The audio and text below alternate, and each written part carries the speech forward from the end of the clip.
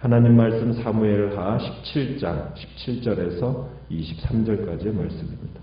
사무엘하 17장 17절에서 23절입니다.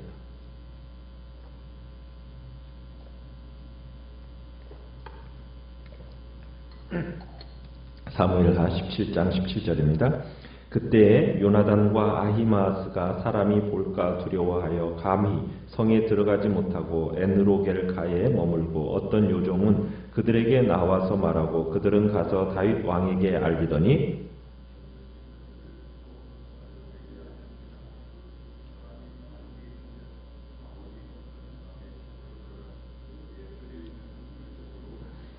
그 집 여인이 덮을 것을 가져다가 우물 아귀를 덮고 찌은 곡식을 그 위에 널매 전혀 알지 못하더라.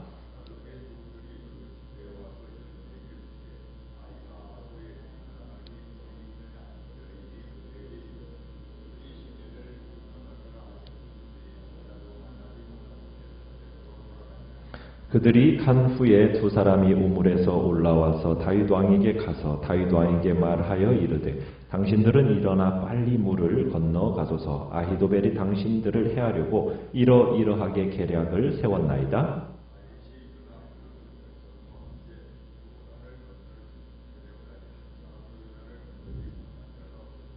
같이 읽습니다. 아히도벨이 자기 계략이 시행되지 못함을 보고 나귀의 안장을 지우고 일어나 고향으로 돌아가 자기 집에 이르러 집을 정리하고 스스로 목매어 죽음에 그의 조상의 묘에 장사되니라. 아멘. 오늘 말씀의 제목은 다윗의 피신과 아히도벨의 죽음이라는 제목으로 말씀을 나눕니다. 후세가 사독과 아비아달 두 제사장에게 아히도벨이 이러이러한 계략을 세웠고 자신은 이러이러한 계략을 세웠다라는 각각의 설명을 하고 그 내용을 다윗에게 급히 전해줄 것을 부탁을 합니다. 혹시나 이 아히도벨의 모략이 채택이 되면은 이건 이제 다윗 왕의 죽음으로 끝나기 때문에 빨리 그것을 다윗을 피신시켜야겠다라는 그런 마음을 가지고 이 대비하는 이제 후세가 대비를 하게 되는 겁니다. 그래서 후세는 두 제사장에게 빨리 사람을 보내라고. 그래서 다윗으로 하여금 오늘 밤 광야 나루터기에서 자지 말고 아무쪼록 건너가라고 그렇게 권고를 부탁한 겁니다. 그런데 이 전달 과정이 쉽지가 않았던 거예요. 이제 두 제사장은 각각 자신의 아들이 요나단 그리고 아히마아스에게 한 여종을 보내가지고 접선토록 합니다. 그러니까 요나단과 아히마아스는 성 안으로 들어가지 못하니까 중간에 이 계집종을 통해서 이것을 전달받는 거죠. 그러면 요나단과 아히마아스가 이제 이 접선을 해야 되는데 이 사람이 보면 안 되잖아요. 그러면 사람이 볼까 두려워가지고 감히 예루살렘 성에 들어가지 못하고 지금 엔르로겔 가에 머물고 있다가 두 제사장이 보낸 그 여종들을 만나서 이제 자초지종을 들었습니다. 만약 이들이 붙들리면은 어떻게 되는 겁니까? 후세와 두 제사장과 다윗 모두가 위험에 지금 처하게 되는 거예요. 자, 그런데 불행히도 한 청년이 이들의 접선 장면을 보게 된 거예요. 그리고는 그걸 압살롬에게 보고하는 사태가 일어나 버렸습니다. 그러니까 이제 요나단과 아히마아스가 이제 빨리 달려가지고 바후림의 어떤 사람의 집 우물 속으로 급히 피신하지 않으면 안 되는 상황이 몰려버린 거예요. 그러니까는 그 집 여인이 어떻게 했어요? 덮을 것을 가져와가지고 우물 어귀를 딱 덮어놓고 그 다음에 그 위에다가 찌은 곡식을 이렇게 널어놓는 거죠. 그래가지고 이 두 사람이 우무다라로 피신한 것을 전혀 알지 못하도록 이렇게 해놓은 겁니다. 그러니까 압살롬의 종들이 왔어요. 그 집 여인에게 이제 묻는 거죠. 아히마아스와 요나단이 어디 있느냐 물으니까 이 여인이 천연덕스럽게 뭐라고 얘기했습니까? 시내를 건너가더라. 시내를 건너가더이다 하라고 이렇게 대답을 한 거예요. 그러니까 여인의 이 순전히 우연한 이 증언이 두 사람을 위기에서 구해주게 된 겁니다. 그러니까 이 바울임 여인은 어떻게 보면 여호수아 정탐꾼들이 여리고성에서 추격당했을 때 라합이 했던 것처럼 이 두 사람을 도와준 겁니다. 그러자 이제 추격하던 이 자들이 아히마스와 요단을 찾다가 찾아요, 못 찾아요? 못 찾고서는 실패하고서는 예루살렘으로 돌아가게 됐다는 거예요. 여러분, 다윗에게 보낸 전령이 어떤 여인의 도움이 없이 압살롬 군대에 잡혀버렸다면 어떻게 되었겠어요? 그러면은 모든 게 이제 다윗과 관련된 모든 사람은 다 끝나는 거예요. 그런데 이 모든 것 속에 하나님께서 다윗을 위해서 이 두 정탐꾼들이 붙들리지 않게 해주신 거죠. 그러니까 아히도벨의 모략을 어둡게 하셨던 하나님이 이번에는 추격자들의 눈을 어둡게 하셔서 다윗의 사람들을 지켜주셨던 겁니다. 여러분, 우리의 인생 중에도 그때 이렇게 되었더라면 이라는 어떤 그런 순간들 많이 찾아볼 수 있잖아요. 생각해 볼 수 있잖아요. 그러나 이 모든 것들이 우연이겠습니까? 이 세상에 우연으로 되어지는 것은 하나도 없어요. 우리는 우연으로 생각하면 안 돼요. 그 뒤에는 뭐가 있습니까? 하나님의 손길이 있다라는 것을 우리는 봐야 되는 거죠. 결국 오늘 여기까지 나를 있게 하심도 다 하나님의 손길이고 하나님의 역사요. 하나님의 은혜 안에서 여기까지 진행되어져 왔다는 것을 우리는 항상 생각하면서 우리는 그 하나님께 감사를 드려야 되는 거죠. 자, 천신만고 끝에 두 사람이 우물에서 올라왔습니다. 그리고 다윗 왕에게 갔어요. 그리고서는 뭐라고 권면합니까? 일어나 빨리 물을 건너가세요. 아히도벨이 당신을 해하려고 이러이러한 계략을 세웠습니다. 라고 권고를 한 겁니다. 자, 두 사람에게서 아히도벨의 모략, 후세의 전략을 듣게 된 다윗은 밤새 강을 건너가게 되죠. 다윗이 일어나서 모든 백성과 함께 요단을 건너니까 새벽 즈음에 모든 사람이 요단을 다 건너게 되었다. 이렇게 얘기하고 있어요.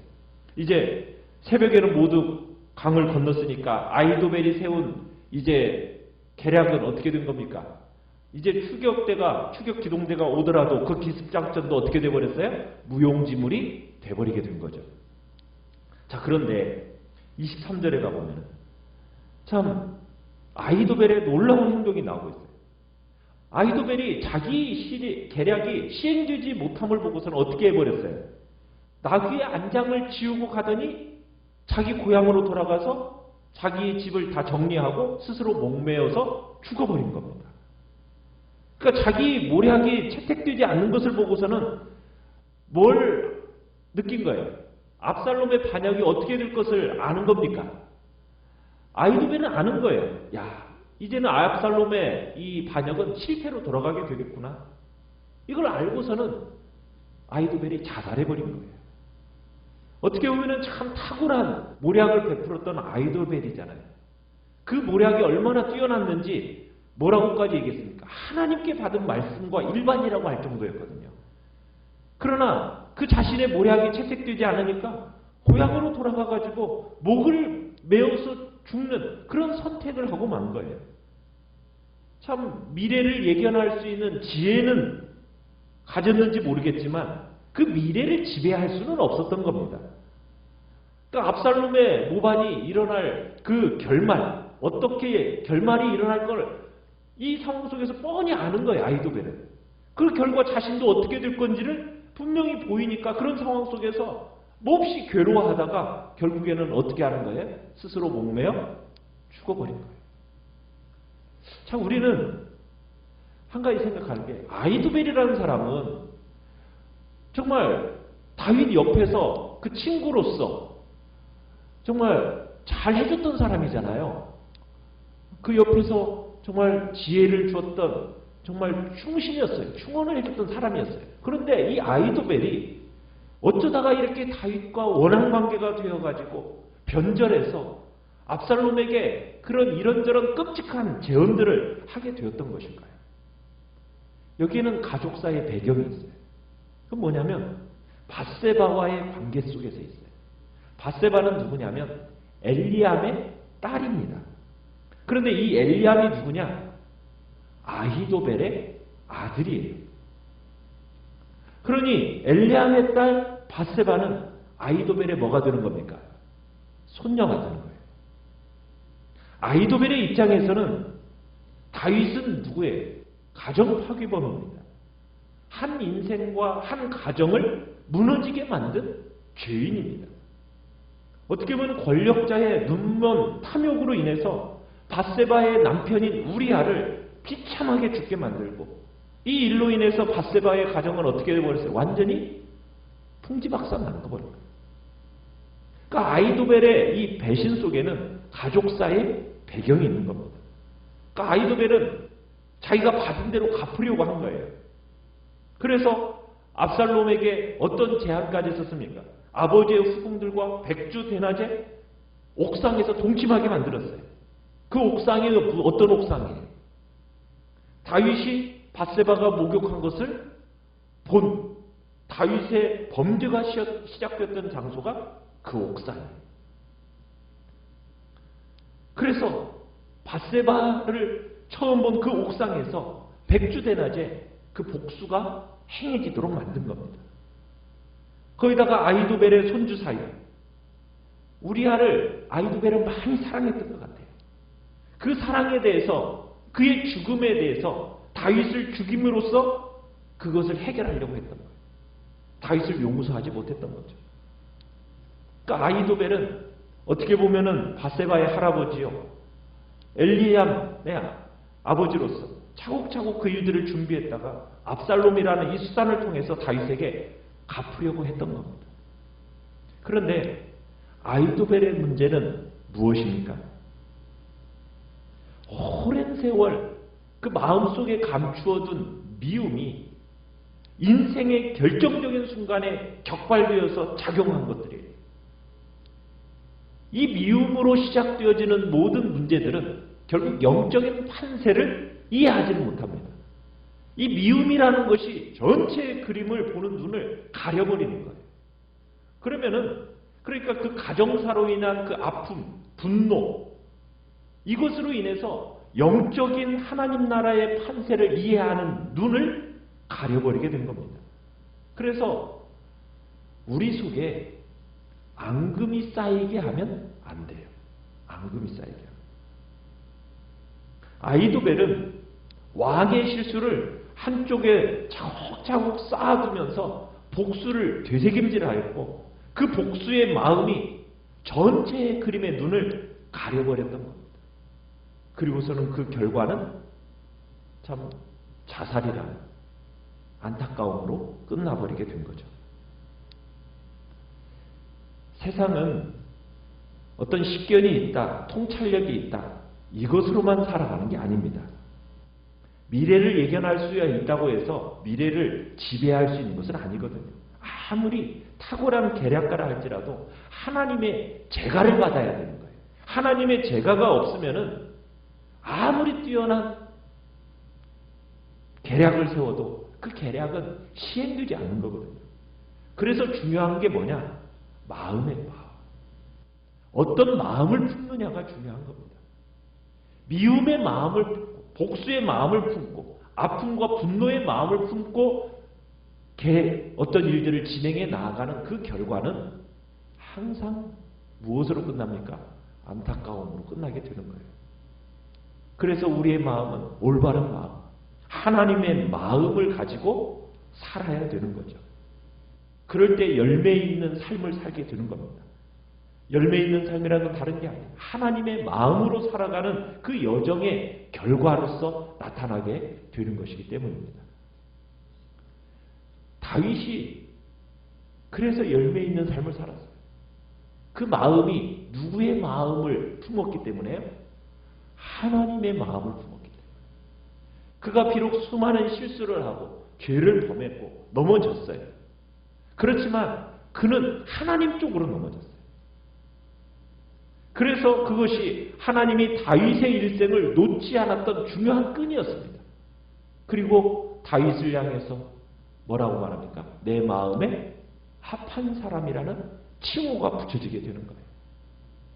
우리의 마음에 어떤 미움과 분노와 복수와 이런 마음으로 살아가는 삶은 그 끝이 좋지 않아요. 열매를 맺지 못해요. 우리는 항상 하나님의 마음을 품으려는 그 복된 마음으로 살아가야 되고, 우리의 목마름과 부르짖음이 항상 하나님의 끈이라는 그곳에 연결이 되어져 있어야 됩니다. 그래서 우리의 삶에 어떤 일이든지 하나님의 재가를 얻을 수 있도록 우리가 주의 은혜 안에 거하도록 우리의 마음을 올바른 마음, 하나님의 마음을 품고 살아가는 그 복된 자로서 우리가 살아가겠다고 이 시간에도 주님 앞에 결단하며 나가시기 바랍니다. 내 마음은 과연 올바른 길에 서 있는지, 세상을 살아가는데 어떤 능력보다도 더 중요한 것은 바른 분별력이라는 것을 다시 한번 생각하면서 하나님의 마음으로 바른 분별력을 가지고 세상을 살아갈 수 있게 해달라고 이 시간 주님 앞에 기도하며 나가시기 바랍니다. 말씀을 생각하면 말씀을